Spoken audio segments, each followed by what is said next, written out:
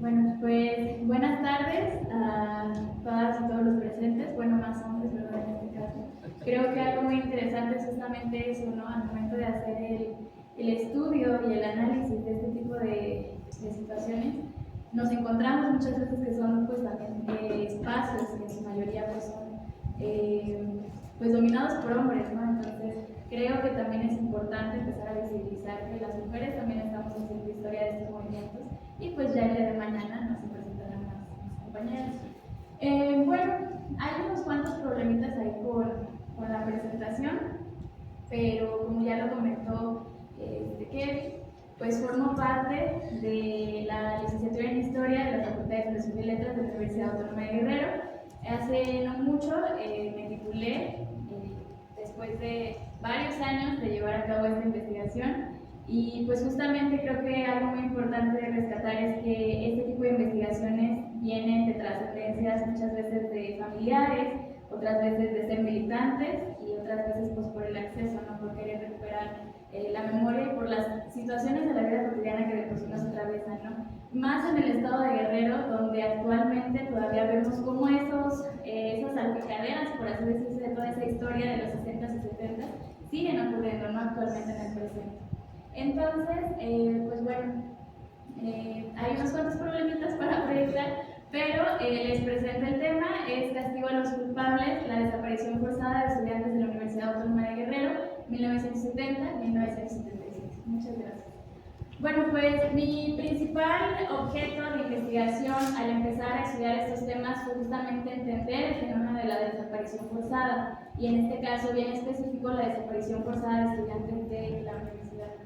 Entonces, no sé si me puedan apoyar. Gracias. Bueno, principalmente empezamos hablando de qué es la desaparición forzada, ¿no? ¿Cómo entendemos la desaparición forzada? Yo creo que después de las exposiciones que hemos visto el día de hoy, ya tenemos un marco conceptual y contextual que nos ayuda, ¿no?, a entender específicamente la desaparición forzada como una violencia de Estado. Pero bueno, la desaparición de personas es un fenómeno social latente alrededor del mundo que ha transgredido a sociedades de distintas generaciones y latitudes geográficas, creando traumas y rupturas en la cotidianidad de una sociedad. Finalmente, este tipo de desapariciones responde a lógicas de violencia sistémicas y muy complejas. Entonces, pues existe, en primer lugar, cuando ocurre una desaparición, una intencionalidad de borrar todo rastro de una persona, borrar absolutamente todo lo que existe en esa persona y generar una incógnita, una incertidumbre.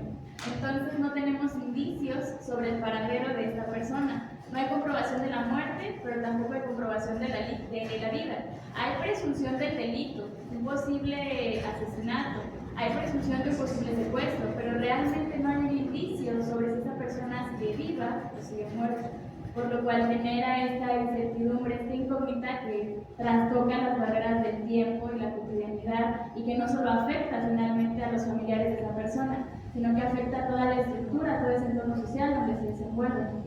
Entonces, entendiendo así que hay una intencionalidad de borrar todo rastro de una persona, es que es una de las peores formas de violencia contra la vida humana. Como otro apartado que encontramos es que no hay cuerpo de la víctima, no hay cuerpo de la víctima y ni del delito, no hay pruebas. Puede haber testigos del secuestro, como les comentaba, puede haber una presuposición de un posterior asesinato después de la desaparición, pero no hay un cuerpo material que dé testimonio al hecho. Entonces, la cotidianidad de esa manera se rompe, trastoca todos los espacios de la vida íntima, pero también de la vida pública. Entonces, es un delito que rompe las barreras del tiempo también. La que sigue. Algo también que es muy importante mencionar es que diversos autores, entre ellos Pilar Calvello, Rodolfo Gamiño, Camilo Valle, pueden conceptualizar, o mejor dicho, dar la definición de lo que es la desaparición forzada como una forma específica de las violencias de Estado que se presentan como una práctica, particularmente dentro de las instituciones encargadas de la seguridad, que son acciones planificadas desde el Estado para eliminar a quienes sean considerados enemigos políticos. Entonces, en México encontramos los antecedentes de la desaparición como esta estrategia como práctica del Estado alrededor de 1940, según estudios de Camilo Valle. Pero es en la década de los 70 cuando este fenómeno comienza a agudizarse y a marcar la cotidianidad de la sociedad por los múltiples casos ocurridos. Estas acciones eran ejecutadas a partir de la lógica del Estado mexicano, influido por la doctrina de seguridad nacional de Estados Unidos de Norteamérica, ¿no? Que ejecutó distintas violaciones a los derechos humanos en América Latina, no solo en México. Estas notas son más para mí que para ustedes, porque claramente no las pueden ver. Siguiente, por favor. Entonces, bueno, ya focalizándonos en el estado de Guerrero. Tenemos la década de 1970, que conocemos bajo distintos conceptos. Algunos autores lo siguen manejando como una guerra sucia, otros como un terrorismo de Estado, e inclusive otras personas como una guerra de baja intensidad. Entonces, el estado de Guerrero, como tal, fue un laboratorio del horror durante la década de los 70. Un laboratorio del horror, ya que es el estado que registra el mayor número de desapariciones forzadas en México, de acuerdo a autores como Claudia Rangel Lozano. Entonces, aproximadamente hay un estimado de 650 personas desaparecidas solo en una región, que es en la región Costa Grande del estado de Guerrero. En el municipio de Atoyac se encuentran 3/4 partes, solo en el estado de Guerrero, ¿no? Y solo todas concentradas en la región Costa Grande del estado. Entonces, estas estrategias, pues finalmente son estrategias de control que también influyen en el imaginario social y que forman parte de estas prácticas militares y de espionaje que ejecutaba el Estado. Entonces, en la percepción ciudadana, en ese entonces, los susceptibles a desaparecer eran todos aquellos sujetos que tenían problemas o que se metían, ¿no?, tal cual, con el gobierno. Ese era el imaginario, ¿no? Y pues ya hemos escuchado cuál era el concepto, ¿no?, finalmente, que se tenía de los que estaban involucrados en el movimiento armado en México clandestino en ese entonces. Y bueno, un móvil común en todas las desapariciones es que eran vinculados a pertenecer a grupos guerrilleros o simplemente el hecho de ser simpatizantes. La siguiente. Entonces, algo muy importante de lo que ocurre con las desapariciones en el estado de Guerrero durante la década de los 70 es que eran considerados enemigos políticos, ¿no? Tanto el campesinado como los estudiantes. Cuando hablamos de la guerrilla en Guerrero, normalmente entendemos la ruralidad como este espacio en donde se desarrolla la guerrilla, en la sierra, con Lucio Cabañas, con Genaro Vázquez, pero también está el campo urbano, ¿no? Y en la urbanidad tenemos a Fuerzas Armadas Revolucionarias, un movimiento que también pues estuvo participando entre los años de 1974 a 1977, pero que forma parte, ¿no?, también del movimiento guerrillero urbano en Guerrero. Y entonces encontramos que tenemos a estos dos enemigos políticos y que justamente son los dos sectores donde hubo más desaparecidos, que es la ruralidad, el campesinado, y la urbanidad, los estudiantes. La siguiente, por favor. Entonces la pregunta principal es, ¿por qué los estudiantes, ¿no? ¿Por qué desaparecen estudiantes? Entendemos que desaparece el campesinado porque era el escenario principal donde se gestaba la guerrilla en Guerrero, ¿no?, con Lucio Cabañas principalmente. Pero ¿por qué desaparecen estudiantes en la década de los 70? Pues justamente en los años de 1970 a 1978 aproximadamente hay un registro, y ese es un registro oficial, de al menos 30 estudiantes de la Universidad Autónoma de Guerrero desaparecidos. Pero una cosa es hablar de registros oficiales y otra cosa es hablar de las desapariciones que realmente ocurrieron, ¿no? Entonces, finalmente en la década de 1970 comienzan movilizaciones estudiantiles. De por sí ya se estaban gestando muchas movilizaciones estudiantiles que más adelante les estaré compartiendo, pero en los 70 se marca una demanda principal en estas movilizaciones estudiantiles, que es la presentación con vida y castigo a los culpables. Esa era una de las consignas principales de la demanda de los movimientos estudiantiles en Guerrero. ¿Por qué? Porque justamente en estos años, entre la década de los 60 y los 70, comienza la construcción de un modelo universitario que estaba comprometido con las causas sociales, que consolidó un perfil estudiantil y académico activo, partícipe de los procesos de su entorno, que no solo se limitaba al conocimiento de las aulas, y que esto es finalmente un común entre distintas universidades de los 70. En el estado de Guerrero, la Universidad Autónoma de Guerrero misma surge a partir de una movilización estudiantil popular en 1960, y posteriormente comienza toda esta lucha estudiantil por estar apoyando distintas movilizaciones. apoyar tanto al campesinado, apoyar a los comerciantes, o sea, veíamos en distintas movilizaciones en el estado de Guerrero a los estudiantes de la universidad siempre ahí siendo partícipes de estas movilizaciones. Entonces, justo la pregunta es cómo es que se llega a consolidar, ¿no?, justamente este modelo universitario. Algo muy importante es que para poder realizar toda esta investigación, además de la revisión de archivos, que justo Archivos de la Represión es una plataforma que desde tu casa te permite ver, ¿no?, todos los finalmente archivos, fotografías y documentos de estos años, pero también algo muy importante son los testimonios orales, muy difíciles de trabajar, demasiado complicados, ya iremos viendo también. Bueno, yo les estaré compartiendo parte de mis experiencias, pero dentro de estos testimonios encontramos justamente ciertas entrevistas donde la mayoría coincide en que la universidad en ese entonces estaba creando un perfil universitario comprometido con las causas sociales. O sea, no solo se querían limitar a construir estudiantes universitarios que se sentaran en sus salones y siguieran ahí, sino que sabían que las necesidades de Guerrero eran más allá de crear una casa de estudios. Había que estar apegado a esas realidades sociales y tener un compromiso por ayudar, ¿no? Entonces era en este entonces cuando se empieza a consolidar un proyecto que se llamó Universidad Pueblo. Actualmente pues ya no queda nada, ¿verdad? Pero en su momento la Universidad Pueblo era todo un proyecto que entre sus bases estaba la creación de un comedor universitario completamente gratuito tanto para estudiantes como pues, personas en general. También la creación de escuelas preparatorias en distintas comunidades en Guerrero. ¿Por qué? Porque Guerrero es un estado con 81 municipios, pero con una infinidad de comunidades, ¿no? Entonces la educación estaba centralizada en la capital, en Chilpancingo y en Acapulco, el puerto. Así que si alguien quería acceder a la educación en Guerrero, tenía que moverse a Chilpancingo o moverse a Acapulco.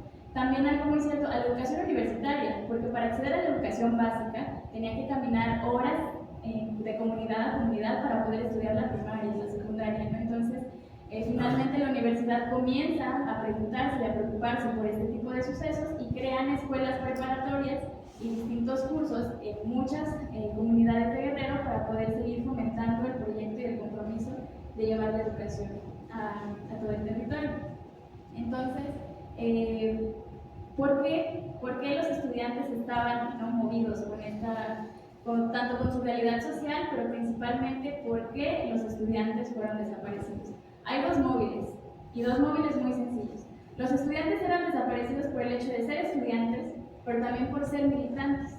Entonces, en la historia, ¿no?, de cómo es que los estudiantes comienzan a organizarse desde la misma universidad, es que, como les decía, en 1960 encontramos el movimiento estudiantil popular que lucha por la autonomía universitaria, la defensa de la autonomía universitaria. Entonces, este movimiento, como muchos otros movimientos, concluye con una masacre súper trágica en Chilpancingo. A partir de ahí se logra consolidar la autonomía universitaria, pero realmente no era una autonomía universitaria, era más el título de ser Universidad Autónoma de Guerrero, pero el gobernador sigue teniendo fuertes influencias en todas las decisiones internas de la universidad, por lo que en 1966 comienza un movimiento llamado Frente Universitario Benito Juárez, que justamente entre sus demandas tenía la defensa de la autonomía universitaria. Este movimiento estudiantil fue liderado por Carmelo Cortés Castro, un personaje que es muy importante también para entender la guerrilla urbana en Guerrero, finalmente.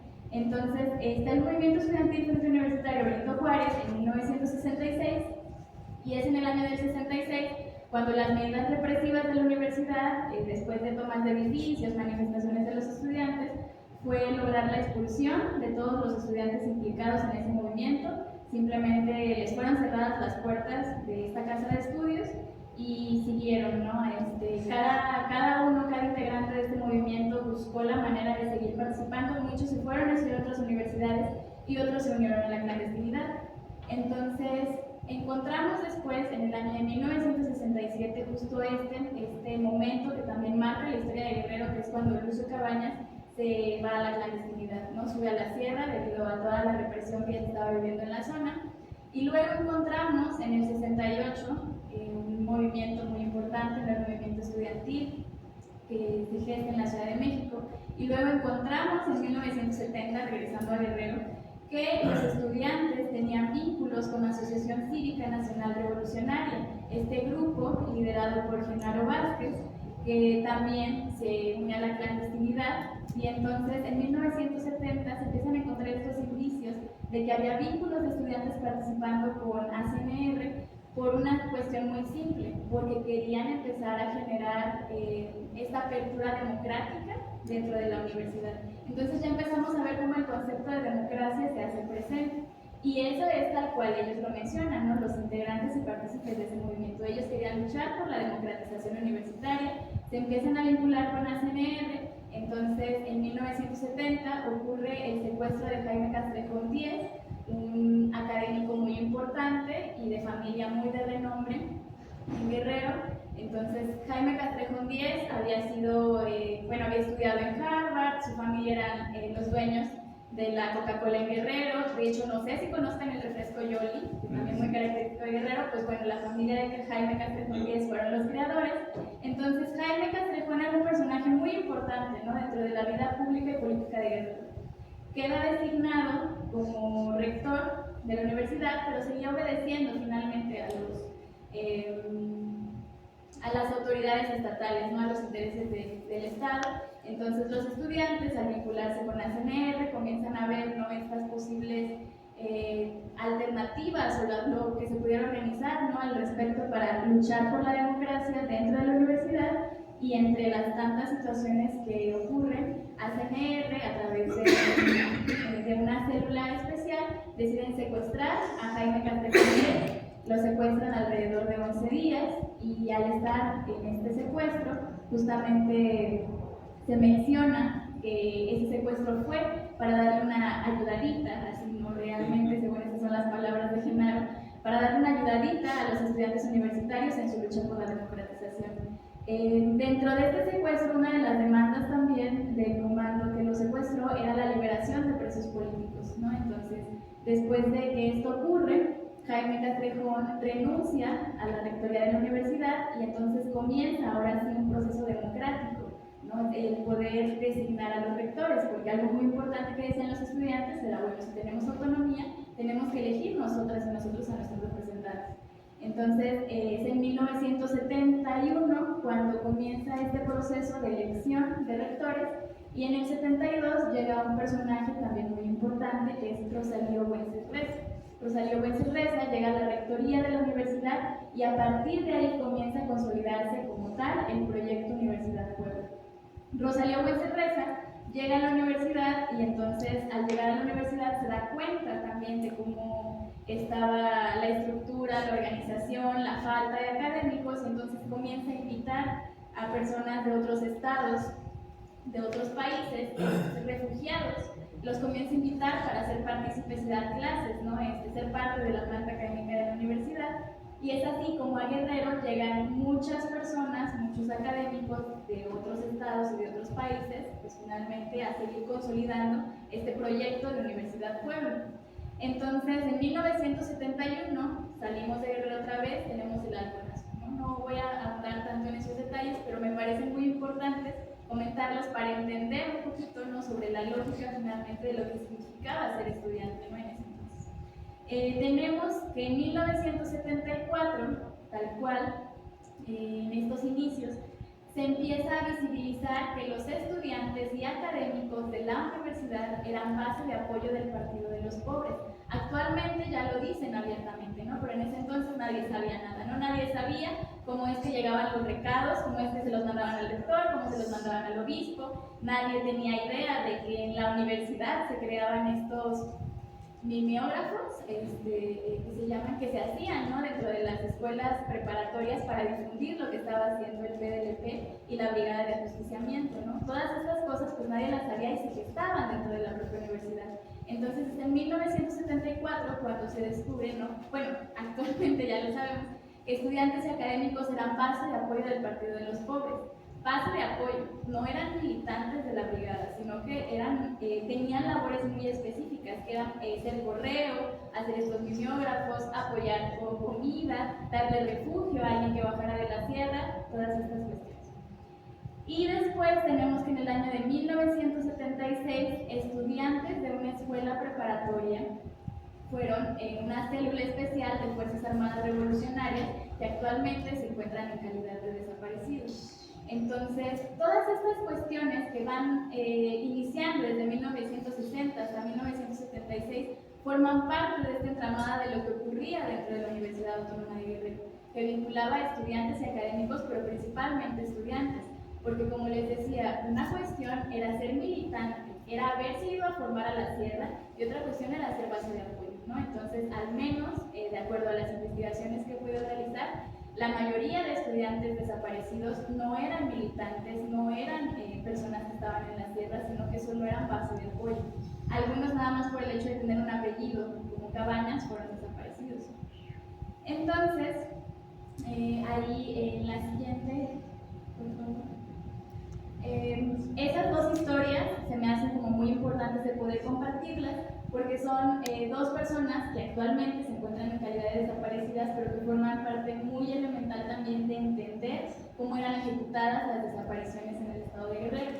En un primer lado vemos a Victoria Hernández Brito, quien era estudiante de la Escuela Superior de Agricultura ubicada en Iguala, Guerrero. Entonces Victoria tenía vínculos con Genaro Vázquez porque su hermano era militante de ACNR, era partícipe. Entonces su hermano lo era, ¿no? Obviamente había ciertos vínculos, pero Victoria se desempeñaba más en el movimiento abierto, en el movimiento estudiantil universitario. En esos años, justamente había una intención de borrar la escuela de agricultura.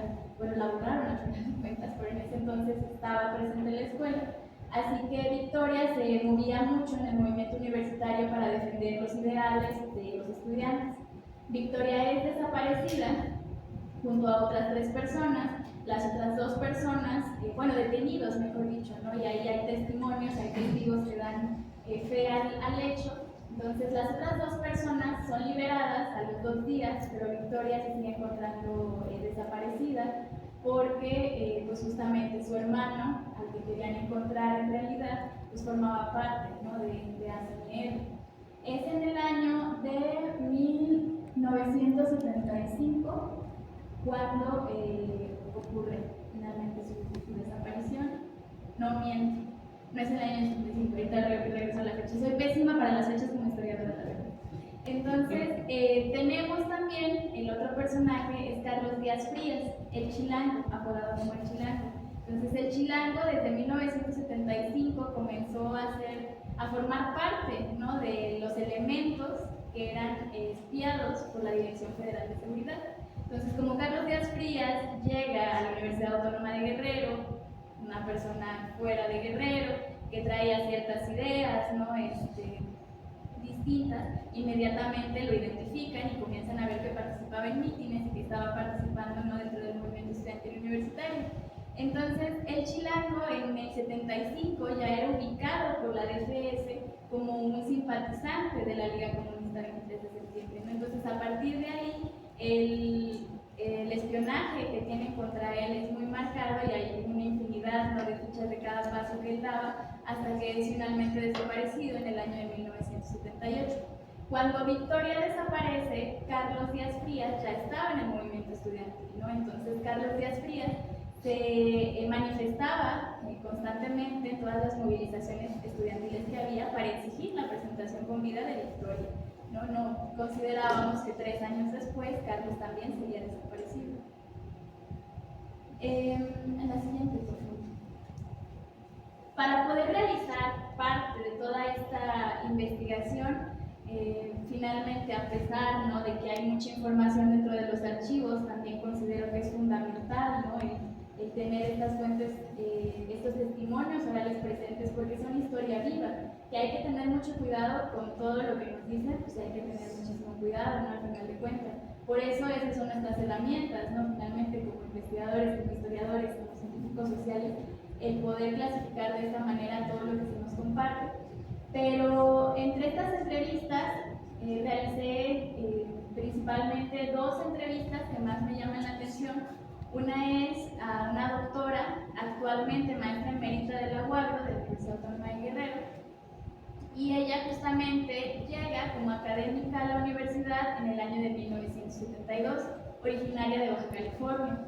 Ella pues finalmente se prepara, también estudia historia y desde otros lugares ella ya estaba con una mentalidad, ¿no? Con una ideología como muy posicionada, y es por eso que Rosalía Buen Cerveza la lleva a la Universidad Autónoma de Guerrero. Llega en el año del 72 y entonces ella en la entrevista que les realicé comentaba que ella se acercara, y ella tal cual así lo menciona, ella dice: yo fui militante y actualmente puedo decir que soy militante del Partido de los Pobres, pero para que yo pudiera hacerlo tuve que vincularme con estudiantes que ya eran militantes, ¿no? Del PDLP. Ella llega como académica y quienes le dan el acercamiento con Lucio fueron estudiantes.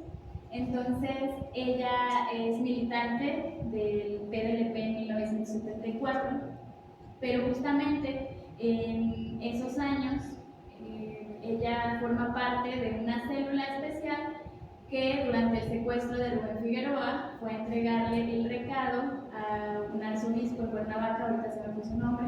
Sergio Méndez Arceo.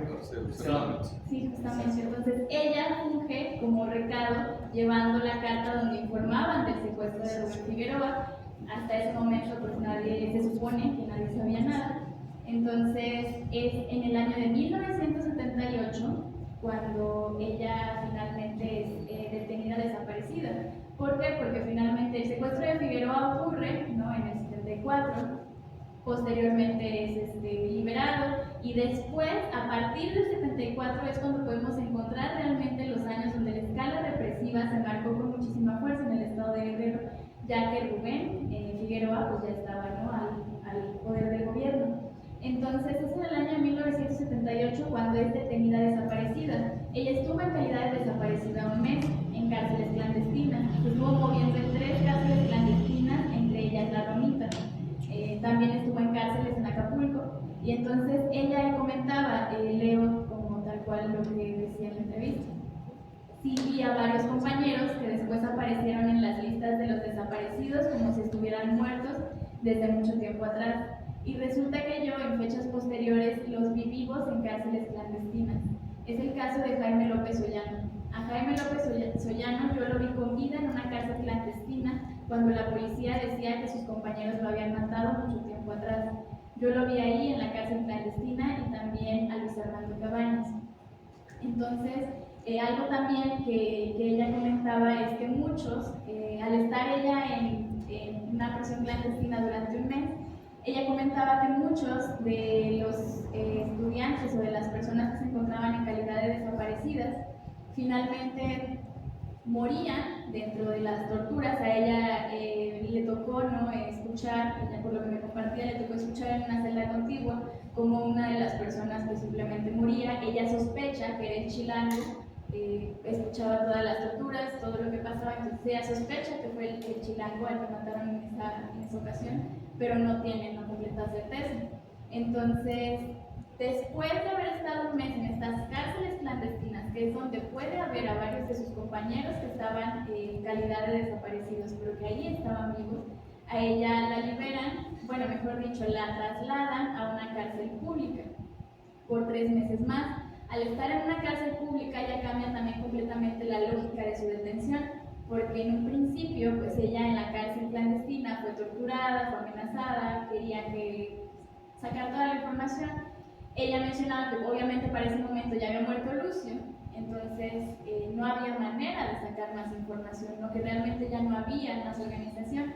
No consideraban que el movimiento que se estaba gestando después de la muerte de Lucio era Fuerzas Armadas Revolucionarias, ¿no? Entonces las acciones guerrilleras que se estaban gestando en ese momento ya no eran del PDLP, sino de Fuerzas Armadas Revolucionarias.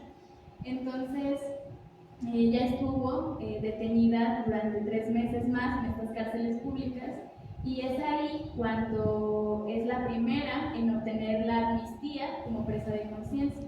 Aquí también es un dato bien interesante porque ella comenta que fue la primera por ser mujer, porque Figueroa al momento de hablar, ¿no?, sobre esta ley de amnistía, lo que dijo fue: pues saquen a la vieja primero, ¿no?, porque finalmente es vieja.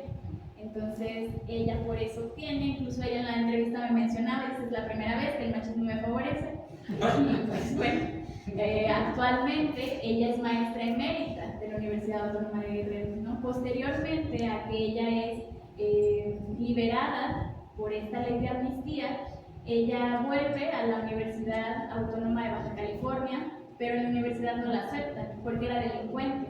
¿Cuál era el delito que había cometido? era rebelión, un delito que desde los años 30 no se consideraba, y entonces ellos estaban, ¿no?, en los 60 por el delito de rebelión, y así constaban las actas, ¿no? Entonces, lo que ella decía es que en la Universidad Autónoma de Baja California no la habían aceptado de regreso porque era una delincuente. Entonces ella regresa a la Universidad Autónoma de Guerrero, y pues en Guerrero, como abrazamos mucho a la gente, le dieron paso nuevamente a ser parte de las filas académicas, y actualmente es maestra emérita, la primera mujer, ¿no?, maestra emérita de la universidad, y ella sigue, ¿no?, todavía en la consolidación y en la búsqueda del acceso a la verdad, a la memoria y a la justicia.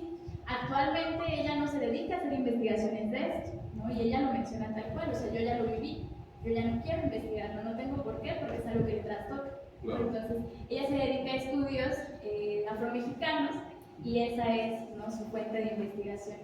Entonces, esa entrevista a mí me hizo darme cuenta, ¿no?, de muchas cosas, porque finalmente, con todo lo que ella me decía, con todos los datos que ella me aportó, ella y otros dos maestros también de la universidad, logramos concluir que justamente es en el 74 cuando los estudiantes universitarios con mucha fuerza eran la base de apoyo del PDLP. ¿Qué es lo que pasa cuando muere Lucio?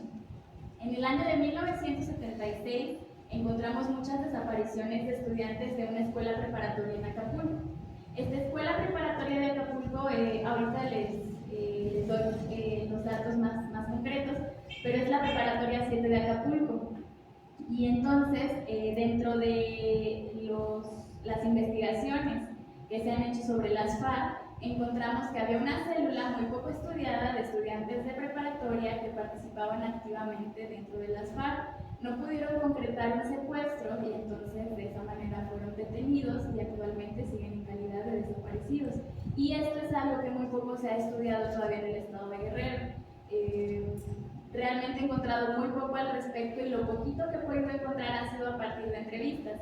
Nicomedes Fuentes, quien formó parte de la Comisión de la Verdad, ¿no?, hace unos años, actualmente también forma parte, ¿no?, de esta comisión recién establecida, pero él comentaba dentro de la entrevista que, y no me quiso decir tampoco a grandes rasgos que era lo que había pasado, ¿no? Un saludo a Nicomedes si nos está viendo, ¿verdad?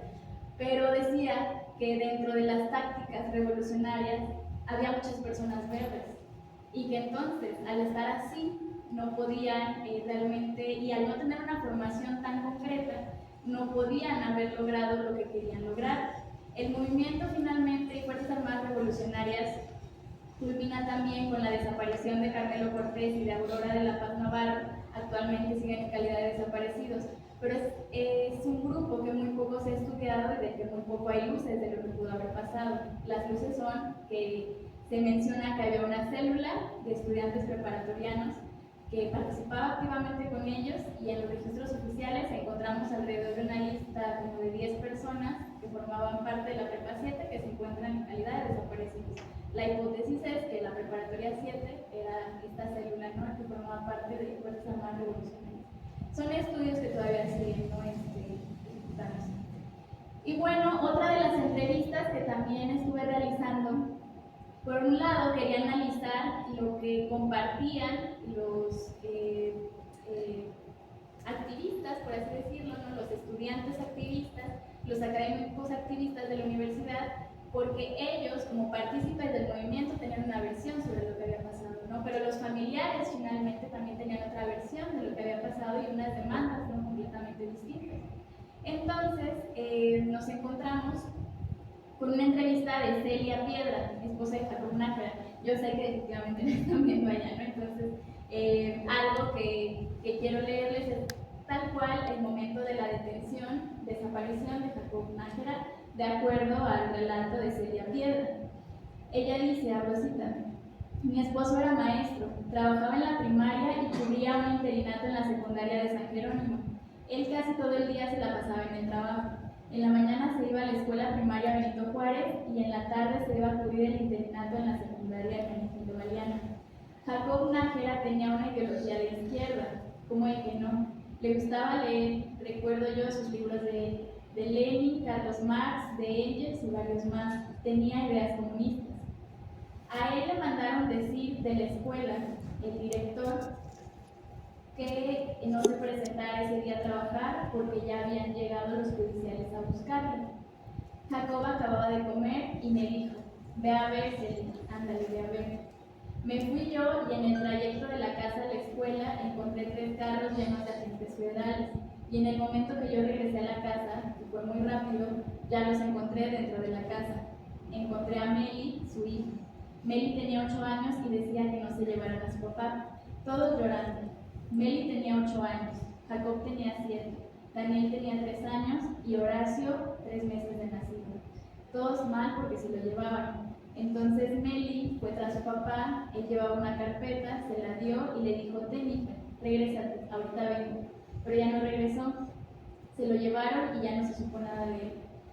Celia, después de esa situación, comenzó a preguntar, ¿no?, a todas las personas de la zona si habían visto a Jacob. Fue a dar justamente hasta Atoyac, hasta donde estaban establecidos los militares, preguntando por él, y no supieron darle respuesta. Después alguien de ellos se compadeció y le dijo: ya se lo llevaron, ya no está aquí, ya no está en Guerrero. Entonces, a partir de eso, ella comienza a organizarse con mujeres de otras comunidades de la costa para poder saber qué era lo que había pasado, ¿no? Entonces ella hacía filas, ¿no?, y entregaba documentos y papeles a Figueroa junto a otras esposas, junto a otras madres, para poder pues saber qué había pasado, ¿no?, finalmente con su esposo. Actualmente Jacob sigue desaparecido, doña Celia ya está muy grande y quienes siguen en la lucha finalmente son sus hijos. Celia, después de organizarse con estas otras personas de la comunidad, se integra a trabajar con Rosario, y entonces cuando se integra a trabajar con ella, pues digamos que completamente el Comité Eureka, ¿no?, se sigue posicionando con ese frente de lucha por acceder a la verdad, acceder a la justicia, y entonces a partir de ahí es que ella sigue, ¿no?, como movilizándose. Entonces, pues finalmente, algo que concluyo, ¿no?, y que digo, finalmente es a modo de conclusión, pero pues no es una conclusión. Todas estas personas, es una lista de aproximadamente 26 personas que se encuentran actualmente desaparecidas y que formaron parte de la Universidad Autónoma de Guerrero. La mayoría de estas personas, como les decía, fueron desaparecidas entre el año del 76 al 78, pero desde el 72 hay indicios de las desapariciones. Entonces, encontramos que la mayoría de los estudiantes desaparecidos son de escuelas como Filosofía y Letras, las escuelas preparatorias, la Escuela Superior de Agricultura y la mayoría de la preparatoria número 7 de Acapulco Guerrero. Entonces, es ahí cuando empezamos a complejizar un poquito más la tarea. ¿Por qué? Porque hace rato ya se comentaba el papel de los jóvenes, en ese entonces, no entender como tal la figura del joven durante la década de los 60 y de los 70, es una situación muy compleja, pero muy necesaria por analizar, ¿no? Porque actualmente ya no lo vemos, efectivamente, no vemos al joven como un agente, como un actor de transformación o de cambio. Vemos otros movimientos, ¿no?, actualmente, pero no vemos al joven y mucho menos vemos al estudiante, ¿no? El estudiante no es partícipe como tal de las movilizaciones. El estudiante ya no tiene, y en el caso de la Universidad Autónoma de Guerrero, no me voy a cerrar a hablar de ahí, el estudiante ya no tiene esta preocupación de querer transformar su realidad vinculándose a este tipo de procesos.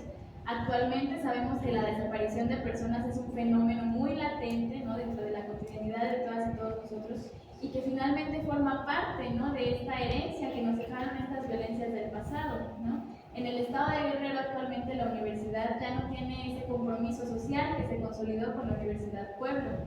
El proyecto de Universidad Pueblo, digamos que a partir de los 80s, comienza como no a bajar ni a disminuir, pero comienza su transformación, ya que es en los 80s cuando uno de los principales elementos para poder acallar el movimiento universitario fue el recorte de subsidio.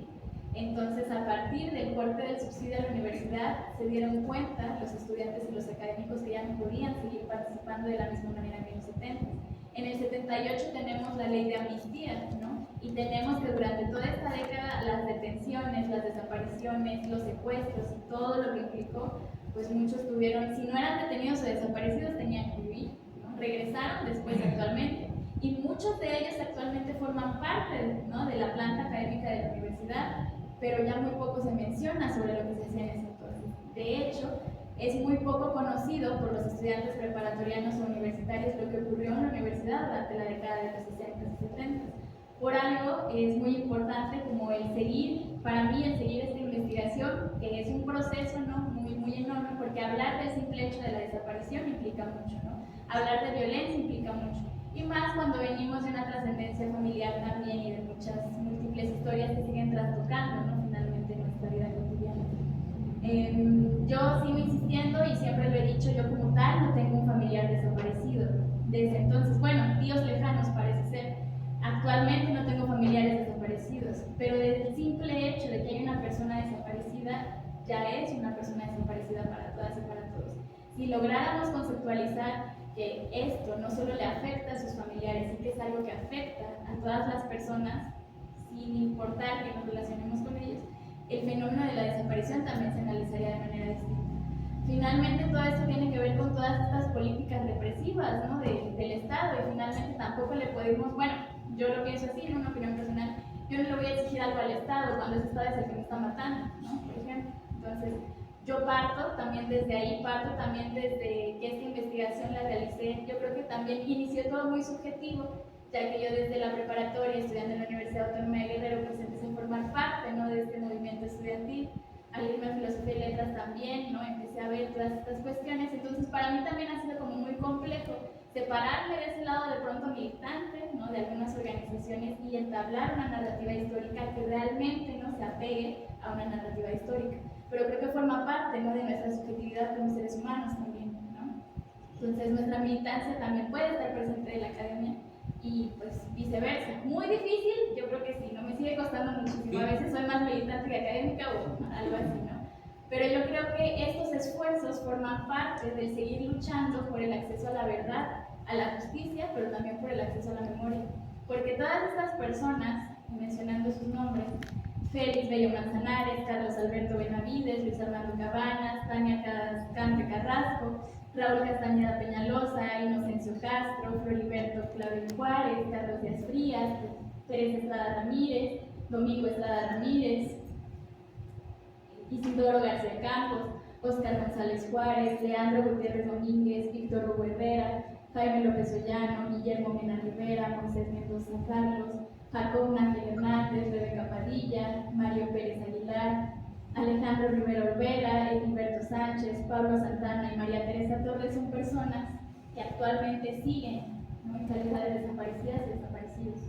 Entonces, el querer construir, ¿no?, el querer acceder, y mejor dicho, el querer darles, ¿no?, regresarles un poco de esa intencionalidad que hubo de borrar su existencia, es un esfuerzo y una deuda que tenemos todas y todos. Gracias.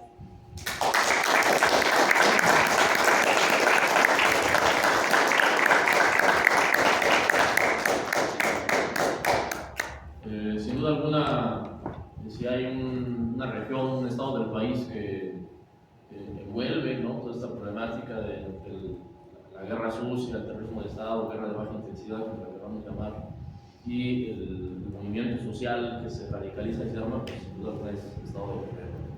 Entonces, bueno, tenemos todavía, en realidad casi no tenemos tiempo para preguntas y comentarios, pero bueno, vamos a hacer la excepción, considerando que Jessica viene lejos. Entonces, si hay preguntas y comentarios, pues ahora es bueno. Pero todo bastante claro. Todo clarísimo. Sí, sí. Me preocupa eso, ¿no? Sí,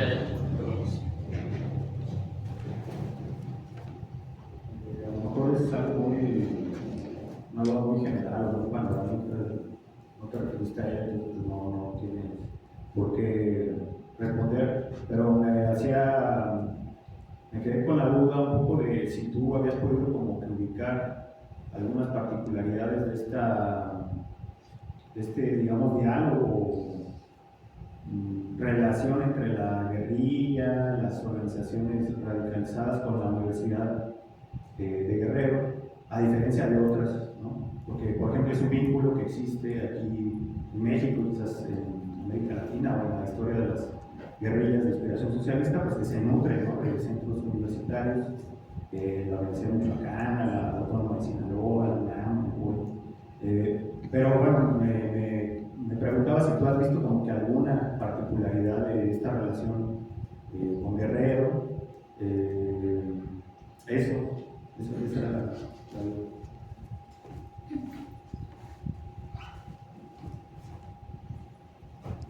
Sí, bueno, pues algo como muy importante es que cuando empecé a analizar este fenómeno de la desaparición, yo no me imaginé que me iba a encontrar que iba a haber vínculo con los 3 grupos guerrilleros partícipes en la historia de Guerrero, ¿no? La Asociación Cívica Nacional Revolucionaria, el Partido de los Pobres y Fuerzas Armadas Revolucionarias. Yo realmente no tenía como muy en claro cuál había sido el móvil de la desaparición de estudiantes, entonces cuando eso aparece, a mí me llega como, pues, como una iluminación, ¿no? Porque hasta este momento yo no he encontrado esas particularidades en otros estados. En la Universidad de Guadalajara sí me parece hay una situación ahí como ajá, no recuerdo muy bien, pero que hay un vínculo entre estudiantes,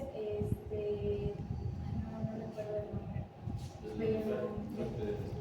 ¿La Federación de Estudiantes Revolucionarios? Sí, entonces que sí había un vínculo, ¿no? Con la liga, pero realmente en otros espacios no lo he encontrado, entonces para mí sí ha sido como que algo también que me genera todavía como mucho análisis, porque en los distintos años, ¿no?, en los cuales los grupos guerrilleros estuvieron desenvolviendo en el estado de Guerrero, siempre había participación estudiantil y académica, ¿no?, como base de apoyo. Entonces yo creo que esto también tiene que ver mucho con la misma historia del estado de Guerrero, ¿no?, o sea, con nuestras realidades que nos las tocan constantemente. Un estado caracterizado finalmente por la marginación económica, la marginación educativa, por estar constantemente partícipes, ¿no?, dentro de los movimientos sociales en la historia de México, por tener la sangre no caliente, lo que tenemos en Guerrero, pero creo que es parte, ¿no?, finalmente, ¿no?, esa cotidianidad, ver esas injusticias que nos trastocan, todos venimos desde abajo, todos venimos del campo, ¿no?, al final de cuentas. Entonces, creo yo que esa es una de las particularidades, ¿no?, también de ello. Pero, pues bueno, no sé, también agradecer mucho, ¿no?, el estar en el taller, ¿no?, de estudios de movimiento en México, porque el estar en este tipo de espacios a mí me ha ayudado muchísimo a seguir dilucidando, al estarlos escuchando, al escuchar a Francisco, Cristian, Kelly, Gerardo, Ana Luisa y todas las demás personas que lo integran. A mí me ha ayudado mucho para seguir consolidando como que mis fuentes y mi manera de generar investigación, ¿no? Entonces yo creo que esto es algo que sigue, ¿no?, que sigue en camino, y pues ya estaremos platicando en otros espacios al respecto. ¿Alguien más otra pregunta, Chava? Nada más si no. Se puede, por favor.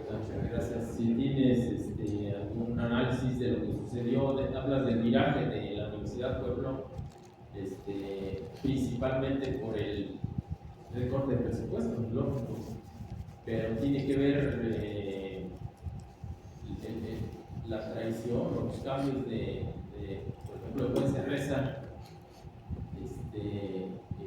en ese pues, cambio de proyecto, porque finalmente no es nada más la lana, sino también los planes de estudio, los programas que se emprenden en la universidad.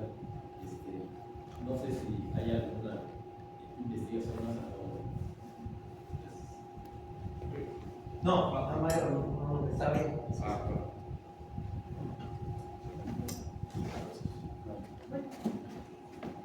Sí, pues algo también, o sea, a partir del recorte del subsidio presupuestal es cuando cambia mucho la situación en Guerrero, porque cuando empieza el recorte, Rosalío Buencerresa todavía lideraba manifestaciones que salían desde Guerrero hasta la Ciudad de México, ¿no?, para exigir, ¿no?, finalmente que se les regresara el subsidio a la universidad.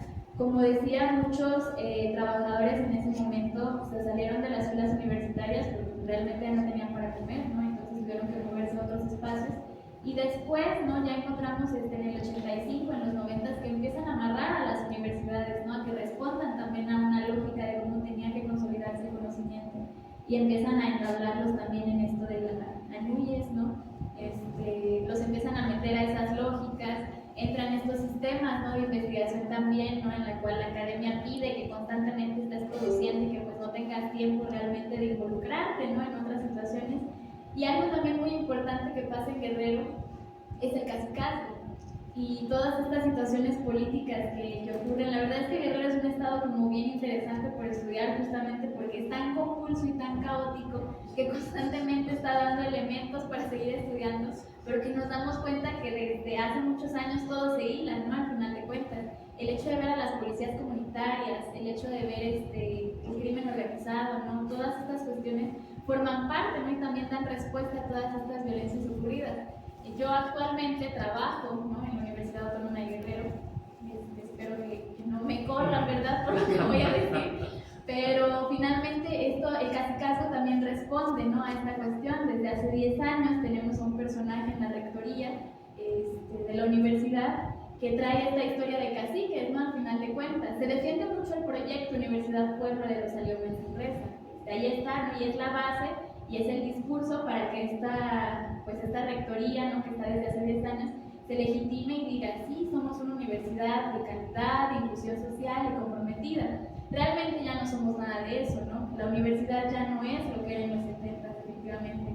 Yo digo mucho que la Universidad Pueblo ahora es una universidad fábrica, ¿no?, porque realmente siguen, ¿no?, los intereses, finalmente ya no responden a los compromisos sociales, sino que sigue los intereses de lo que le convenga, ¿no? Vemos al rector bailando y siendo edecán del gobernador pasado, luego de la gobernadora actual, y entonces pues forman parte, ¿no?, también de esa trascendencia del cacicazgo que impera en Guerrero. Entonces, pues yo creo que tiene que ver como con todas estas cuestiones, el hecho de que pues en las universidades ya no se geste también este pensamiento crítico, ¿no? Porque en los 70 era algo que estaba marcado. Las universidades tienen que generar pensamiento crítico y transformar a su sociedad. Pero actualmente no, actualmente el estudiante ya tiene que hacer otras cosas, ¿no? Finalmente tiene que ser estudiante y luego un prospecto para entrar a un trabajo, ¿no? Pero ya no puede generar acción social y compromiso.